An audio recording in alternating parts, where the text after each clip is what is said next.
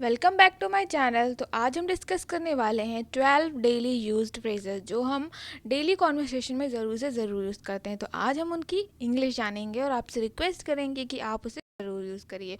और वीडियो के एंड में आपके लिए क्विज़ भी है, तो प्लीज़ उस क्विज़ को ज़रूर अटेंड करिएगा। तो आइए आज के लेसन को स्टार्ट करते हैं। बिलीव इट और नॉट, इसकी हिंदी होती है मानो या ना मानो। ओके, डेली कॉन्वर्सेशन में ये तो आप ज़रूर से ज़रूर यूज़ करते होंगे, मानो या ना मानो। तो अब से इंग्लिश में यूज़ करेंगे believe it or not. Okay, तो आइए सेंटेंसेस के थ्रू सीखते हैं। Believe it or not, this officer is corrupt. मानो या ना मानो, ये ऑफिसर करप्ट है। Believe it or not, Bhagavad Gita is good for our soul. मानो या ना मानो, भगवत गीता हमारे सोल के लिए बहुत ही ज़्यादा अच्छा है। We all should read Bhagavad Gita.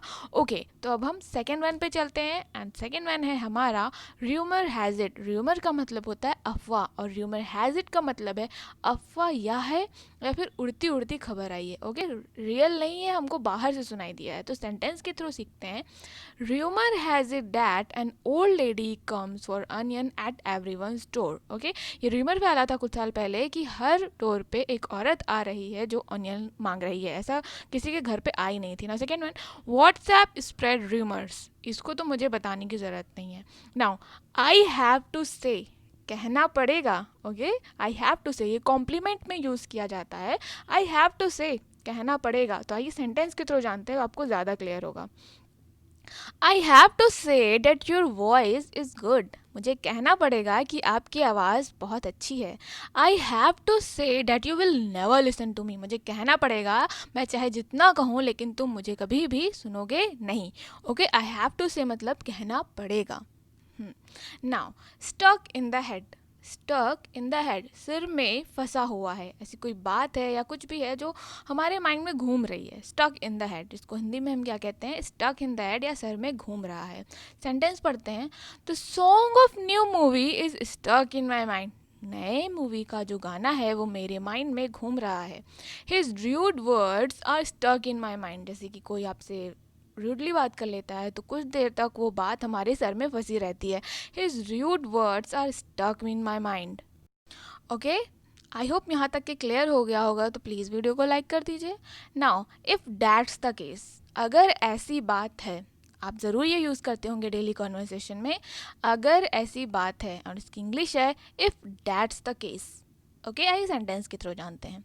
If that's the case I can also come with you. अगर ऐसी बात है तो मैं आपके साथ आ सकता हूँ। Okay, if that's the case it should be boycotted. अगर ऐसी बात है तो इसको भाई प्रतिबंध करना ज़रूरी है।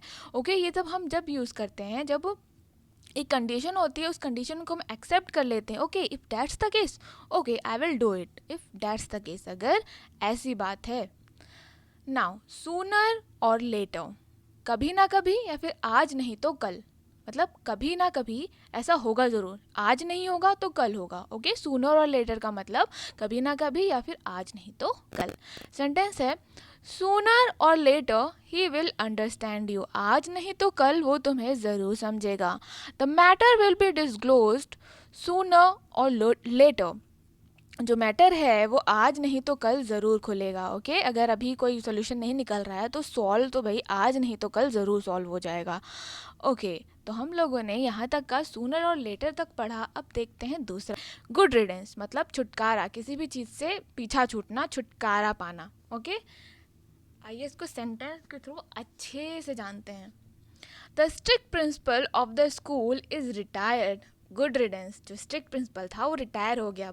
अच्छा हुआ, उससे छुटकारा मिल गया। ओके, किसी चीज़ से छुटकारा मिल जाने को इंग्लिश में कहते हैं गुड रिडेंस।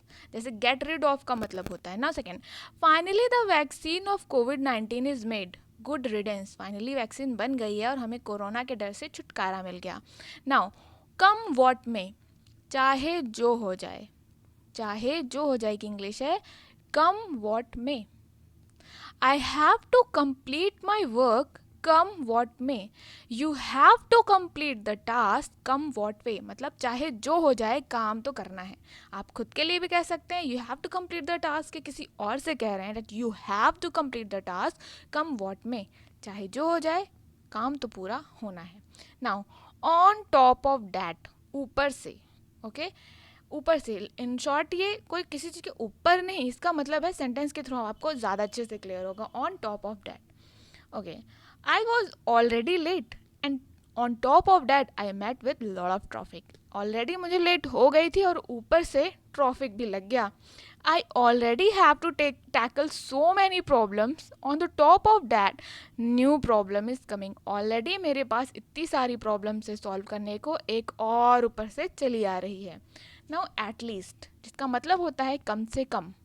ओके, कम से कम की इंग्लिश होती है at least. Okay, spelling is ATLIEST. Now at least you have told me. अगर जैसे कि लेट हो जाती है तो आपके मदर बोलती हैं at least you have told me, तुमको कम से कम मुझे तो बताना चाहिए था. The food should be prepared at least by 8 PM. खाना 8 बजे तक कम से कम तैयार हो जाना चाहिए. ओके, एटलीस्ट मतलब कम से कम. नाउ आई बेट, मुझे यकीन है या फिर मैं दावे के साथ कह सकता हूँ. आई बेट, आई सेंटेंस के थ्रू जानते हैं. I bet he is lying about this matter. मैं दावे के साथ कह सकता हूँ, मुझे एकदम यकीन है कि वो झूठ बोल रहा है इस बारे में. I bet India will win the match. Okay, ये आप ज़रूर से बेट करते होंगे कि आज तो भाई इंडिया ही जीतने वाली है. I bet India will win the match. Now remind me of, याद आ रहा है या फिर याद दिला रहा है. Okay, remind me of. आइए सेंटेंस के थ्रू जानते हैं. Your story reminds me of my grand parents. तुम्हारी जो तुम स्टोरी सुना रहे हो वो मुझे अपने ग्रैंड पेरेंट्स की याद दिला रहा है. रिमाइंड्स मी ऑफ को यूज़ का हम तब करेंगे किसी चीज़ को देख के, सुन के या टच करके, किसी भी चीज़ को करके अगर हमें कोई पुरानी बात याद आ जाती है then we use reminds me of. Okay, now जैसा कि मैंने स्टार्टिंग में बोला था आज क्विज़ भी है, तो क्विज़ का टाइम आ गया है. तो आपको इन दोनों की इंग्लिश कमेंट सेक्शन में लिखनी है. आपकी बात मेरे सिर में अटकी हुई है. ओके, एंड सेकेंड वन, मैं सफल हो जाऊंगा आज नहीं तो कल. इन दोनों की इंग्लिश आप ज़रूर से ज़रूर कमेंट सेक्शन में लिखिएगा. और हम रिक्वेस्ट करेंगे जो भी आज मैंने 12 डेली यूज फ्रेजेस बताए हैं वो बहुत ही कॉमन है, आप हिंदी में ज़रूर बोलते हैं, तो अब से कोशिश करिएगा इंग्लिश में बोलने की, क्योंकि English speaking is only only only practice. सिर्फ प्रैक्टिस से ही आएगी, ऐसे सोचने से नहीं आ जाएगी. तो इस क्विज़ को आप कमेंट सेक्शन में ज़रूर लिखिएगा. और अगर आपको ये वीडियो पसंद आया है तो प्लीज़ इस वीडियो को लाइक कर दीजिए. हमारे चैनल पे नए हैं तो प्लीज़ हमारे चैनल को सब्सक्राइब करके बेल आइकन को प्रेस कर दीजिए और क्विज़ ज़रूर अटेंड करिएगा. So thank you so much for watching.